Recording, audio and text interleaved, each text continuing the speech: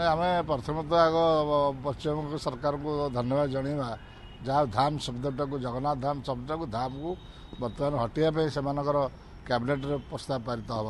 ତେଣୁକରି ଗୋଟେ ଜିନିଷ ହେଉଛି ଯେ ଧାମ କହିବାକୁ ଗଲେ 4 ଧାମ 4 ଧାମରେ ରହିଲା ଆମର ମାନେ ରାମେଶ୍ୱର ଧାମ, ଆମର ବଦ୍ରିନାଥ, ଆମର ଦ୍ୱାରିକାନାଥ, ଇଏ ହେଲା 4 ଧାମ ଏବଂ ଜଗନ୍ନାଥ ଧାମ। 4 ଧାମ ଭିତରେ ଆଉ ଧାମର ଶବ୍ଦ କେଉଁ ଜାଗାରେ ପ୍ରଯୁକ୍ତ ନୁହଁ, କାହିଁକିନା ଯେଉଁଠି ଶ୍ରୀକ୍ଷେତ୍ର ମହାପ୍ରଭୁ ଜଗନ୍ନାଥ ସ୍ୱୟଂ ବିରାଜମାନ ତାଙ୍କ ଜାଗାରେ ନିର୍ଦ୍ଦିଷ୍ଟ ଗୁଡ଼ିଏ ଜିନିଷ ଅଛି।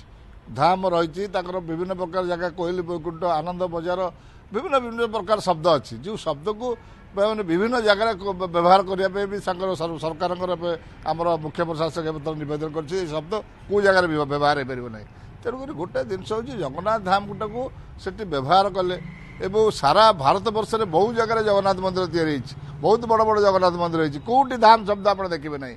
ତେଣୁକରି ସେଠି ପଶ୍ଚିମବଙ୍ଗରେ ଯେଉଁ ଗଲେ ପୂର୍ବତନ ସରକାର ଥିଲେ ମମତା ବାନାର୍ଜୀ, ସିଏ ସେଇଟାକୁ ସ୍ୱତନ୍ତ୍ର ଭାବରେ 200-250 କୋଟି ଖର୍ଚ୍ଚ କରିଥିଲେ ବୋଲି ତାକୁ ସ୍ୱତନ୍ତ୍ର ଜଗନ୍ନାଥ ଧାମ ବୋଲି କହିଲେ ଏବଂ ସେତେବେଳେ ସାରା ରାଜ୍ୟରେ ବ୍ୟାପକ ଆନ୍ଦୋଳନ ହେଲା, ସବୁ ସ୍ତରରେ ଆନ୍ଦୋଳନ କରିଥିଲା, ତା ଦେହରେ ବି ସେ ହଟିବାକୁ ଚାହିଁଲେ ନାହିଁ। ସେ କଥାକୁ ସେ କର୍ଣ୍ଣପାତ କଲେ ନାହିଁ। ତା ଭିତରେ ପୁଣି ପଥର ମୂର୍ତ୍ତିର ଜଗନ୍ନାଥ ମହାପ୍ରଭୁ ବସେଇଲେ, ଯେଉଁଟା ବି ନିୟମ ନୁହେଁ। ଏ ସମସ୍ତ ଅନିୟମ କାର୍ଯ୍ୟର ସେମାନେ ସେତେବେଳେ କଲେ। ତା ବାଦ ଜଗନ୍ନାଥ କଲେ, ଜଗନ୍ନାଥ ପ୍ରସାର ଆମର କୌଣସି ପ୍ରକାର କାହା ଭିତରେ ଅସୁବିଧା ନାହିଁ, କାହାର କେଉଁ ଭକ୍ତମାନଙ୍କର ୟା ଭିତରେ ପ୍ରତିବାଦ ନାହିଁ। ତେଣୁକରି ଧାମ ଶବ୍ଦଟାକୁ ହଟେଇବାର ନିହାତି ଥିଲା ଏବଂ ସିଏ ସେତେବେଳେ ସେ କଥା ଶୁଣୁନଥିଲେ। ତେଣୁକରି ଧାମ ଆଜି ପଶ୍ଚିମବଙ୍ଗ ସରକାର ସାଙ୍ଗୁ ଏ ଧାମକୁ ଉଠାଇବା ପାଇଁ କ୍ୟାବିନେଟ୍ 2 ଦିନ ଭିତରେ ଆକୁ ହଟିଆଯିବ ବୋଲି ବ୍ୟବସ୍ଥା କରାଯାଇଛି। ନିଶ୍ଚିତ ଭାବରେ ସେ ଧନ୍ୟବାଦର ପାତ୍ର। ଆମେ ଆଗାମୀ ଦିନରେ ସବୁ ଜାଗାରେ ବିଭିନ୍ନ ପ୍ରକାର ଜଗନ୍ନାଥ ମନ୍ଦିର ସବୁ ଗଢ଼ି ଉଠୁଛି, ସେ ଜାଗାରେ ଜଗନ୍ନାଥଙ୍କ ପାଇଁ ଯେଉଁ ନିର୍ଦ୍ଦିଷ୍ଟ ଶବ୍ଦମାନ ଏଠି ଅଛି ସେଗୁଡ଼ାକ କୌଣସି ଜାଗାରେ ପ୍ରଯୁକ୍ତ ନୁହେଁ।